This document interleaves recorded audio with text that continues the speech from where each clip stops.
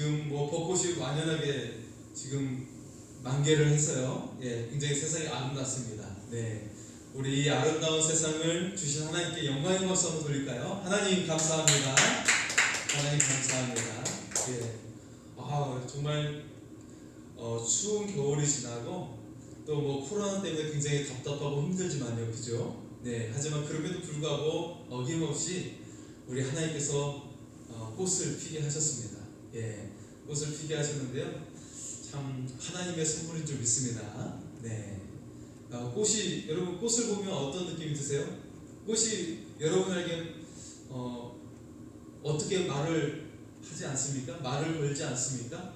네, 네, 나 나왔어, 나 폈어 라고 말을 하지 않습니까? 네, 꽃을 보면 그런 느낌이 들곤 합니다. 네, 내가 꽃이 폈어 라고 말을 하는 그런 느낌이 들죠. 여러분 인생에도 하나님 안에서 인생이 꽃필 수 있는 은혜가 임하기를 소원합니다. 아멘. 네, 지금 살아가면서 가장 중요하게 여기는 것이 무엇이 있습니까? 내가 살아가면서 나는 이거 정말 중요하게 생각해, 중요하게 여기는 것이 어떤 것들이 있나요?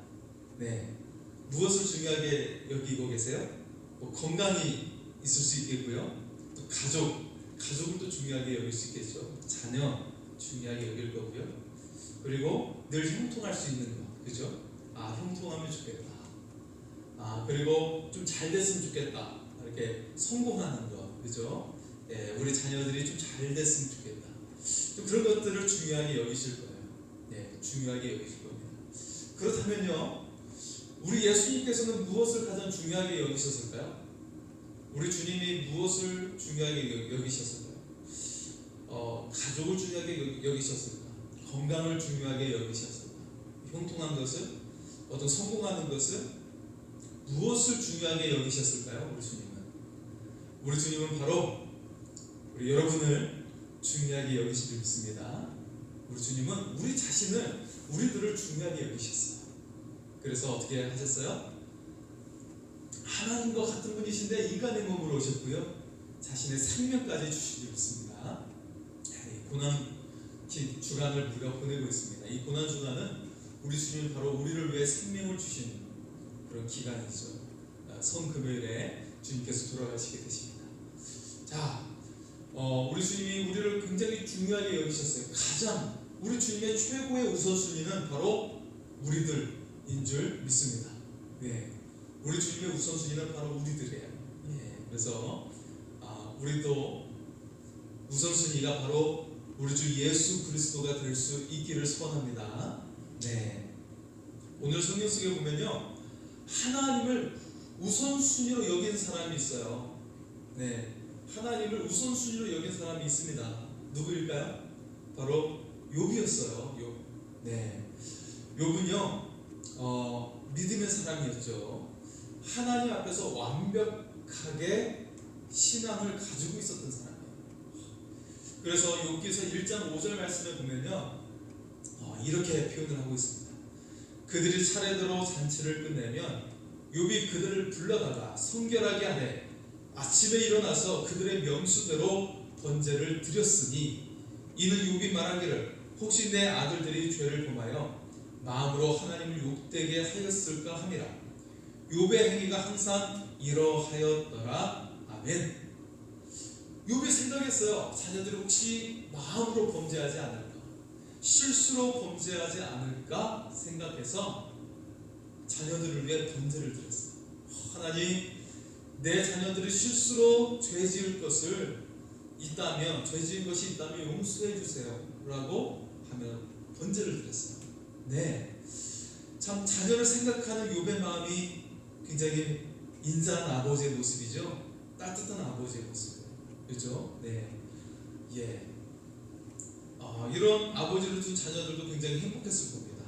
네, 자, 그래서 이런 욥의 모습을 어떻게 표현하고 있냐면, 욥의 행위가 항상 이러했더라 말씀하고 있어요.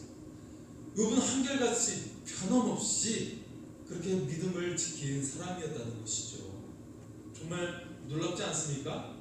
한결같이 변함없이.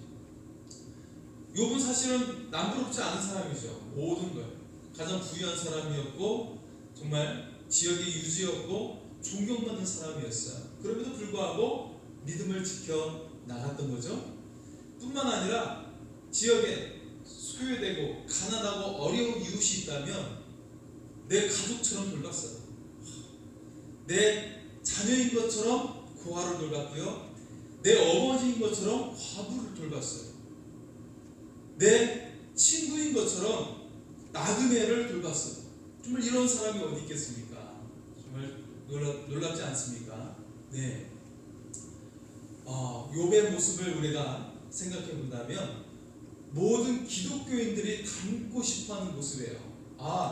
내가 참 이런 사람이 됐으면 좋겠다. 내가 사회적으로도 성공하고 사람들과 존경을 받고 신앙생활도 참 잘해서 교회에서도 참 이렇게 존경을 받고 그리고 구제도 많이 하고 정말 이런 사람이 됐으면 좋겠다. 예, 교회 다니는 청년들은 다 이런 생각을 한 번쯤은 하게 됩니다. 그리고 교회 다니는 자매들은 청년들은 여자 청년들은 그런 사람하고 결혼하기를 또 원하는 거예요. 네. 한국교회 성도들이 정말 닮고 싶어하는 모습이 바로 욥의 모습이죠. 네. 그런데요, 오늘 말씀 속에 욥기서는 우리에게 말씀을 하고 있어요. 우리 속에 있는 이 어두움을 제거하라. 어두움을 제거하라고 이야기하고 있어요. 아니 무슨 갑자기 어둠을 제거하라는 것입니까? 우리 속에 숨겨진, 잠재되어진 어둠을 제거하라고 말씀하고 있습니다. 오늘 본문 속에서 하나님께서는 욥에게 세 가지 질문을 던지고 있어요. 네가 하나님이 과연 올바르게 행하고 있느냐고 따지고 있느냐? 그러면서 트집지 않는 자가 전능자와 다투겠느냐라고 우리 하나님께서 굉장히 엄하게 욥에게 말씀을 하십니다. 그러면서 주시는 세 가지 질문이 있는데요. 첫째는 그렇다면 네가 하나님의 공의를 의심하고 있는 것이냐 질문하고 있어요. 하나님의 공의를 의심하고 있느냐. 네. 두 번째는요. 네가 한번 신적인 위험으로 악인을 심판해 보라 이야기하고 있어요. 네. 우리도 간혹 그럴 때가 있죠. 왜 정의가 일어나지 않습니까? 왜 미얀마 국민들이 군부에 의해서 짓밟히고 어려움을 당하고 있습니까? 죽임을 당하고 있습니까? 정말 마음 답답하잖아요, 그렇죠? 네. 여러분의 삶 속에서도 나에게 사기를 치고 도망간 사람이 있을 거예요. 돈 빌리고 갚지 않고 그냥 입 닦은 사람이 있을지도 몰라요. 네. 참 답답해할 수 있어요. 그래서 하나님 이 저 원수를 좀 갚아주십시오라고 그런 생각이 들 수도 있어요. 그래서 우리 주님도 네가 신적인 위험으로 악인을 심판해보라 라고 말씀하고 있고요. 또 세 번째는 거대한 동물들을 피조물을 상대해 보았느냐 라고 하면서 여기에 베헤못이라는 동물이 등장합니다. 이 베헤못이라는 동물이 하마일 것이다 라고 추측해보고 있지만 그 몸이 거대하고 소처럼 풀을 먹고 그리고 그 몸집이 크고 꼬리가 백향호 나무와 같다, 큰 나무와 같다라는 거죠. 그렇게 생각했을 때 하마는 꼬리가 작기 때문에 하마는 아닐 거예요. 고대 동물입니다. 고대 동물을 얘기하는 건데 지금 이 표현을 보면 이게 거의 공룡에 가깝죠. 공룡에 가까워요. 초식 공룡에 가까워요. 이 모습이 볼 수가 있어요. 네. 그래서 이 거대한 피조물을 네가 상대해 볼 수 있겠느냐라고 질문하고 있어요. 그런데 이것조차도 내가 만든 것이다. 하나님은 말씀하고 있는 것이죠. 그러면서 우리가 던지는 질문은 무엇이냐면요. 네 속에 있는 그런 의심 그리고 그런 불만 이 어둠의 마음을 제거하라고 말씀하고 있어요. 우리 속에 있는 어둠을 제거하라 말씀하고 있는 것입니다. 그래서 오늘 말씀의 제목을 삶에서 어둠을 제거하라입니다. 네. 우리 삶에 어둠이 제거되기를 원합니다. 그리고 생명의 빛 그리고 축복의 빛이 임할 수 있기를 소원합니다. 네. 자, 그래서 우리가 정말 볼 수 있는 첫 번째는 잘못된 신앙의 어둠을 제거해야 됩니다. 우리 신앙에 잘못된 그런 어둠의 신앙이 있습니다. 신앙의 어둠이 있습니다. 여기서는 우리의 생각을 부수고 있어요. 우리의 믿음을 도전하고 있습니다. 우리에게 과감한 도전장을 주고 있어요. 어떤 내용이죠? 내가 너의 불을 빼앗는다면, 네가 정말 아끼는 것을 빼앗는다면, 네가 사랑하는 것을 빼앗는다면, 네가 지키려고 했던 가정을 내가 파괴한다면, 너의 건강마저 잃게 된다면, 네가 구제하는 사람이 아니라 구제의 대상이 된다면, 그리고 네가 기대했던 모든 것을 잃게 된다면 라고 계속 질문하고 있어요. 그러면서 궁극적으로 하는 질문이 무엇이에요? 그럼에도 불구하고 네가 하나님을 믿겠느냐 라고 질문을 하고 있어요. 여러분, 내가 사랑하는 가족, 내가 사랑하는 자녀, 내가 일생 동안 일구었던 어떤 재산, 그리고 내가 정말 지키려고 했던 또 건강, 이런 것들을 잃게 된다면, 갑자기 병원에 가는데 당신은 암 말기입니다 라고 한다면, 그럼 어떻게 하시겠습니까? 하늘이 무너지는 경험이겠죠. 작년에 저희 교단의 노회 안에서도 목사님 중에서 돌아가신 분도 계셨고요, 또 암을 투병하시는 목사님도 계시고,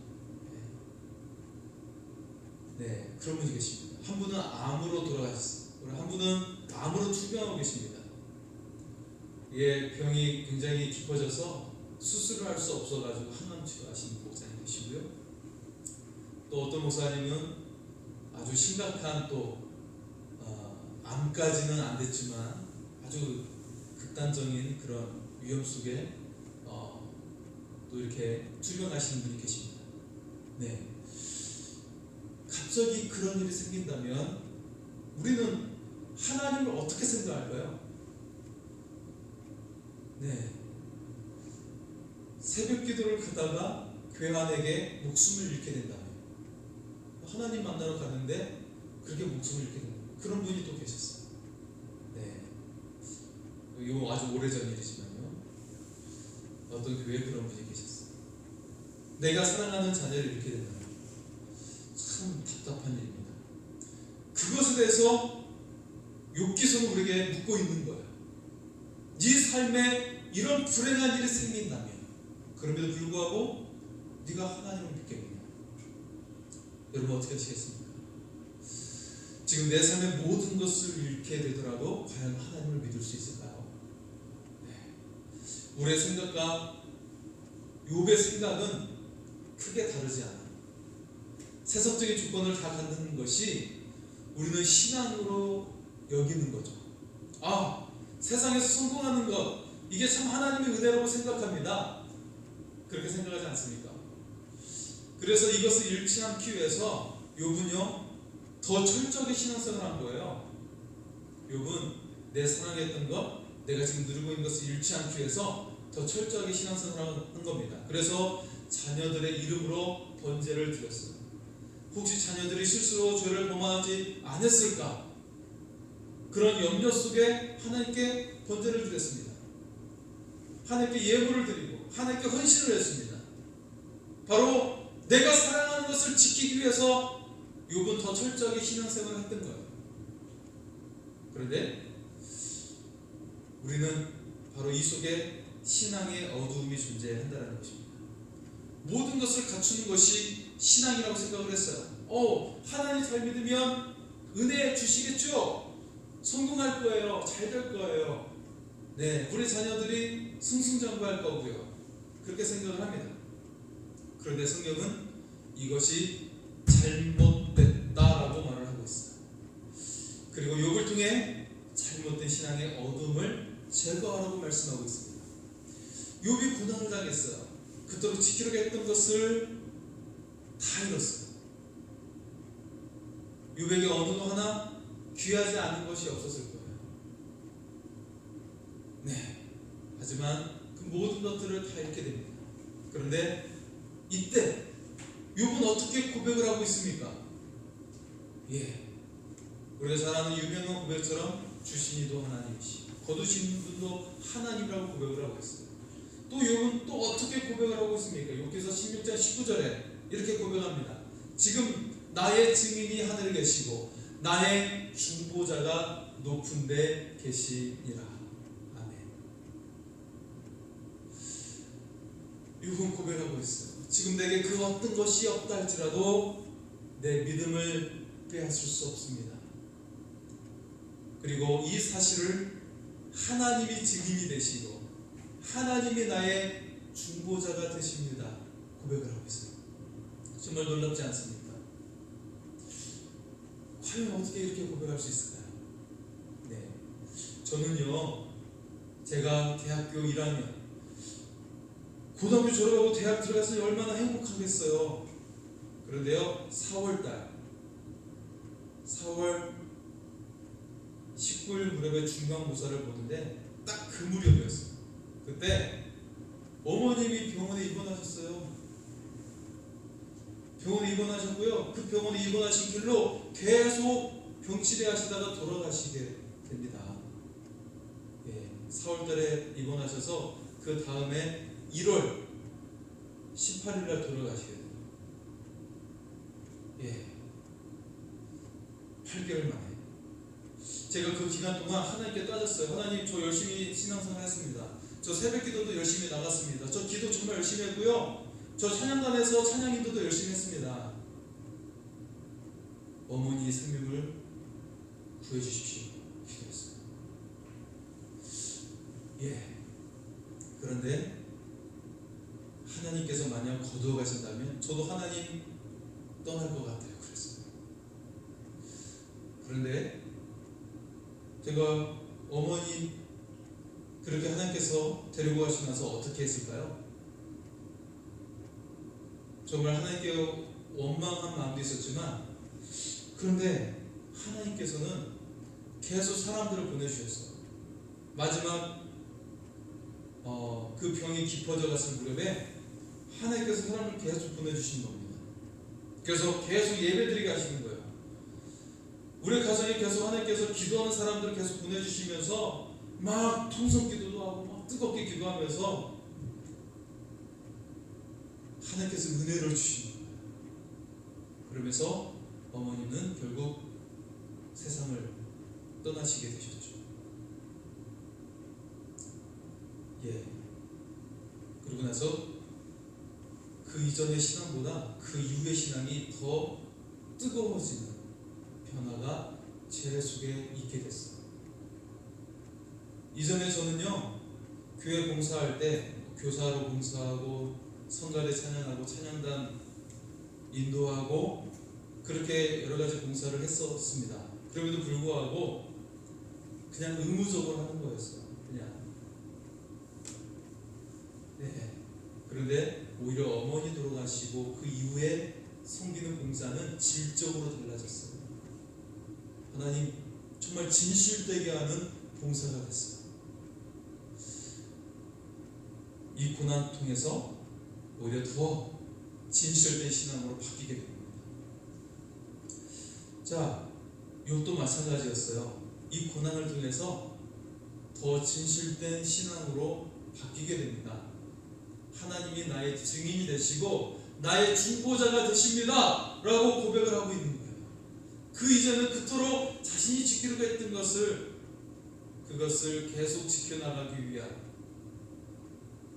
그런 예배자에 불과했어요. 내 것을 지키기 위한 그런 신앙인에 불과했습니다. 그런데 이제는 고난 이후에 정말 진실되고 정금이 되는 그런 보석이 된 모습이 욥에게 있게 된 것입니다. 자, 오늘 우리에게도 이런 고백이 드러납니다.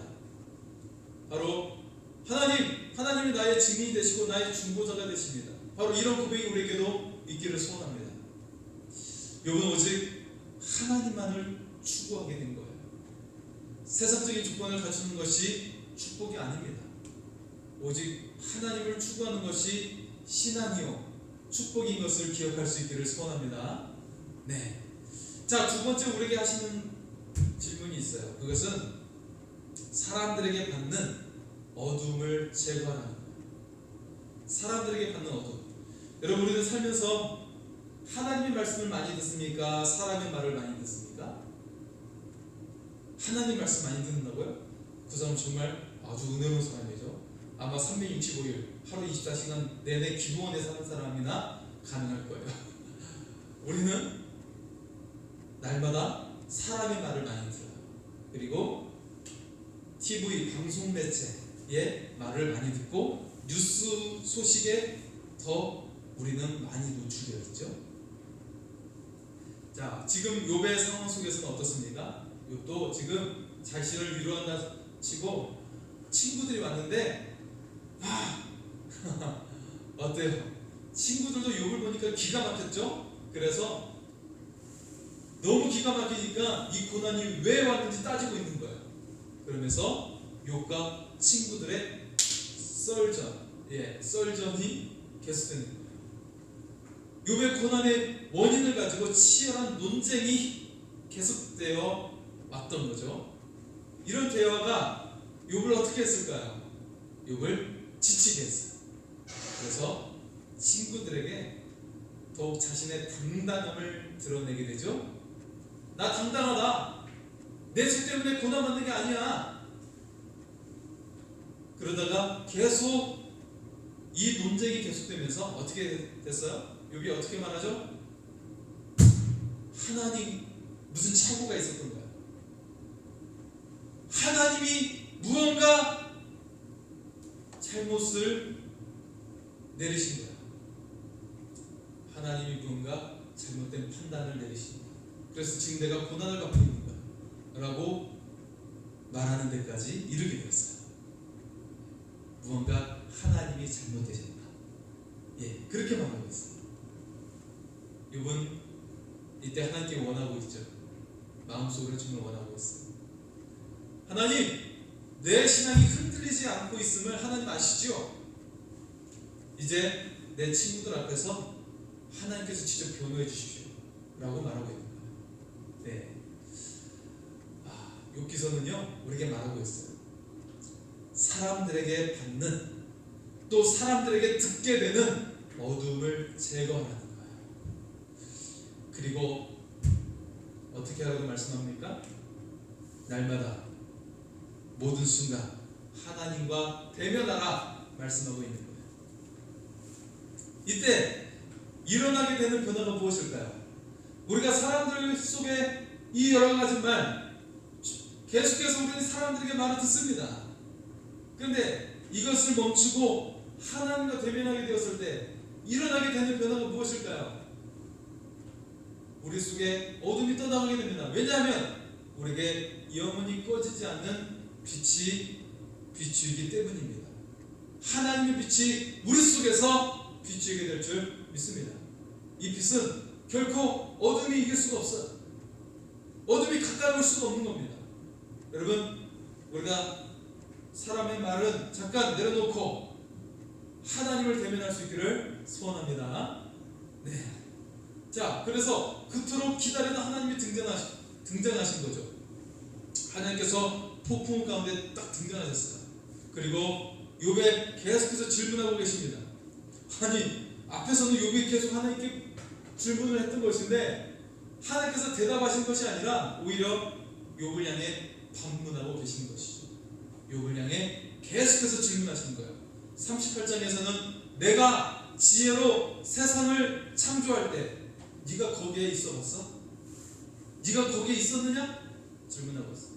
그리고 39장에서는 내가 놀라운 동물들을 만들었는데 이 동물들이 정말 능력과 지혜를 가지고 있는데 그것들을 보살피고 있음을 네가 알고 있느냐? 내가 그 동물들을 지었고 그 동물들을 보살피고 있다라고 한다는 사실. 네가 알고 있느냐 묻고 있습니다. 하나님은 위험스럽지만 매우 친절하게 욥에게 말씀하고 있는 거예요. 마치 유치원 아이가 질문을 많이 하잖아요. 이거 뭐야? 이거 왜 그래? 유치원 아이가 참 질문을 많이 하잖아요. 그런 유치원 아이에게 대답을 하시듯이 친절하게 하나님은 말씀하고 있는 거예요. 자연을 들어서, 동물들을 들어서 이해하기 쉽게 말하고 있는 겁니다. 욥이 이해하기 쉽게, 욥이 알아들을 수 있도록 하나님께서 말씀하시는 거예요. 자, 이 순간 욥에게 어떤 일이 일어나게 될까요? 욥은요, 이미 지금 받고 있는 고난은 더 이상 고난이 아니에요. 욥이 받았던 고통은 더 이상 고통이 아니게 됩니다. 그리고 어떻게 돼요? 자, 하나님과 욥의 대화, 아니 하나님의 말씀이 계속되는 동안 욥에게 하나님의 빛이 가득하게 된 줄 믿습니다. 여러분, 사람들의 말을 많이 들으면 어둠이 지배합니다. 왜냐하면 사람들은 칭찬의 말, 감사의 말보다는 불평의 말, 그리고 문제를 제기하는 그런 말이 더 많기 때문에. 하지만 우리가 하나님을 가까이 하면 여러분 속에 생명의 빛이 임하게 될 줄 믿습니다.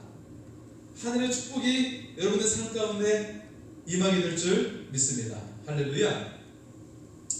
여러분, 이 하나님의 빛이 여러분의 삶 가운데 충만할 수 있기를 소원합니다. 자, 그리고 세 번째입니다. 마지막 세 번째인데요, 우리 속에 잠재된 어둠을 제거하고 더 넓은 세계로 초대하고 있어요. 우리 속에 숨겨진 어둠을 제거하고 더 넓은 세계로 초대하고 있다는 것입니다. 하나님은 우리에게 원하고 계세요. 우리 속에 있는 잠재된 어둠의 뿌리가 뽑히기를 원하십니다. 네, 그래서 정말 하늘의 것이 우리 속에 들어오기를 원하세요. 우리의 삶 속에 하늘문이 열리기를 원하세요. 하늘의 축복을 누리기를 원하고 계십니다. 여러분, 내게 있는 잠재된 어둠의 씨앗이 무엇일까? 그것이 지금 뿌리를 내리고 이것이 정말 뽑히지도 않고 있는 것이 무엇일까? 무엇일까요? 여러분, 민들레 꽃 참 예쁘잖아요, 그죠? 노란 잎을 가지고 있고, 또 이것이 이제 질무렵에는 꽃이, 하얀 꽃이가 이렇게 동그랗게 맺혀 있어가지고 예쁘죠? 그래서 그것을 딱 불면 얼마나 또 재미가 있습니까? 그죠? 이게 이 꽃이가 막 날아가는 걸 보면서 또 재미가 있고 예쁘고, 그렇죠? 네. 근데 이 민들레 꽃은 뿌리가 굉장히 깊어요. 네. 뿌리가 지금 나와 있는 그런 줄기보다도 몇 배 이상 그 뿌리가 깊게 내린 것을 볼 수가 있어요. 그래서 가끔 잔디에 민들레가 폈을 때 이걸 뽑으려고 하면 제대로 뽑히지가 않죠. 뿌리가 남아있게 돼요. 뿌리가 남아있다가 어떻게 돼요? 나중에 또 자라게 되죠. 잔디에 있는 여러 가지 잡초들, 그것을 뿌리째 뽑지 않으면 다시 자라게 됩니다. 마찬가지로 하나님 우리에게 말씀하고 있는 거예요. 네 삶 속에 있는 잡초, 그 뿌리까지도 제거해야 된다. 그렇지 않으면 너희의 삶이 잡초로 무성해지며 망가지게 될 것이다. 말씀하고 있는 거예요. 자, 하나님이 오늘 말씀 속에 매우 엄하게 말씀하고 있습니다. 2절의 말씀 한번 보겠습니다. 2절의 말씀 보겠습니다. 트집 잡는 자가 접는 자와 다투겠느냐? 하나님을 탓하는 자는 대답할지니라. 네, 이걸 표준세 번역으로 다시 읽어드리겠습니다. 젖는 하나님과 다투는 욥아, 네가 나를 꾸짖을 셈이냐? 네가 나를 비난하니? 어디 나에게 대답해 보아라 라고 번역되었습니다. 우리는 하나님을 잘 안다고 생각하죠. 하나님을 잘 알고 있다고 생각합니다. 그러면서 하나님과 동행하지 않아요. 하나님과 함께하지 않아요. 그 증거가 무엇이죠? 살면서 너무 쉽게 염려합니다. 걱정합니다. 조금만 고난이 와도 두려워하고 있어요. 내게 잘못된 일이 있으면 부끄러워해요. 그러면서 기도 요청을 하지 않아요. 이런 태도는 하나님을 잘 믿지 않는 겁니다. 이것이 바로 하나님과 다투는 행위가 되는 거예요. 이제 내 속에 있는 불신을 제거할 수 있기를 바랍니다. 내 속에 잠재되어 있는 어둠을 제거할 수 있기를 원합니다. 자, 4절과 5절의 말씀을 또 보겠습니다. 4절과 5절입니다. 보소서, 나는 비쳐나오니 무엇이라 주께 대답하리이까. 손으로 내 입을 가릴 뿐이로소이다. 내가 한번 말하였사온즉 다시는 더 대답하지 아니하겠나이다. 자, 욥은 하나님을 믿었어요. 하나님에 대해 잘 알고 있었다고 생각했습니다. 하지만 욥에게 믿음의 한계가 있었던 것이죠. 자, 분명히 하나님은 크고 전능하신 하나님이시죠. 그런데 그 하나님이 계속 욥에게 하는 내용이 무엇이었어요? 피조물, 그리고 자연의 세계, 이 자연을 섭리하시는 하나님, 피조물 하나하나에게 섭리하신 하나님, 몸집이 큰 것에서부터 시작해서 작은 미물까지도 주관하시는 하나님, 그 하나님을 드러내고 계시잖아요. 이 속에 하나님께서 정말 말씀하시는 것이 무엇인지 여러분 아십니까? 갑자기 고난에 대해서 지금 우리가 지금 심각하게 생각하고 있는데 왜 하나님 갑자기 자연을 이야기하고 있고 큰 동물을 이야기하고 있고 작은 민물에 대해서 이야기하고 계십니까? 여러분 생각할 수가 있겠죠? 갑자기 거대한 공룡이 나오기도 하고 하나님 무슨 말씀을 하시는 겁니까? 생각할 수 있죠? 여러분 삶에 정말 큰 문제가 나오면 어떻게 생각이 되세요? 정말 공룡 같은 큰 문제라고 생각해요. 거대한 문제라고 생각이 듭니다. 갑자기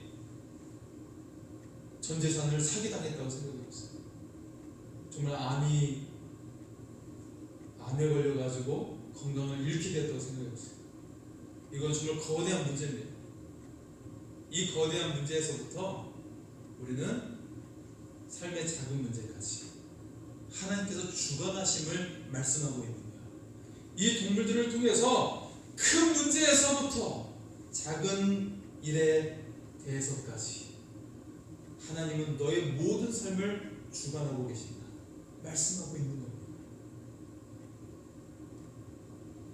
그런데 욥아, 너는 왜 너의 이 큰 문제에서 작은 문제에 이르기까지 하나님을 신뢰하지 않고 있는 것이냐 묻고 있는 거예요. 우리도 마찬가지죠. 하나님의 전능하심을 믿고 있어요. 그런데 실제로 내 삶의 문제를 하나님께 맡기지 못해요. 하나님을 신뢰하지 못해요. 그러면서 우리는 늘 불평하죠. 하나님, 왜 내게 이런 일이 터지게 하셨어요? 왜 이런 일이 생기게 하셨어요? 라고 따집니다. 불평합니다. 염려합니다. 고민합니다. 내 자녀가 왜 잘되지 못하고 있어요? 왜 공부를 잘하지 못하고 있어요? 왜 일이 잘 되지 못하고 있어요? 왜 세상에서 인정받지 못하고 있어요? 염려합니다. 감사가 없어요. 하나님을 신뢰하지 못하기 때문이에요. 내 자녀를 키우시는 하나님을 신뢰하지 못하고 있어요. 여러분, 우리의 자녀들에 대해서도 하나님을 신뢰해야 됩니다.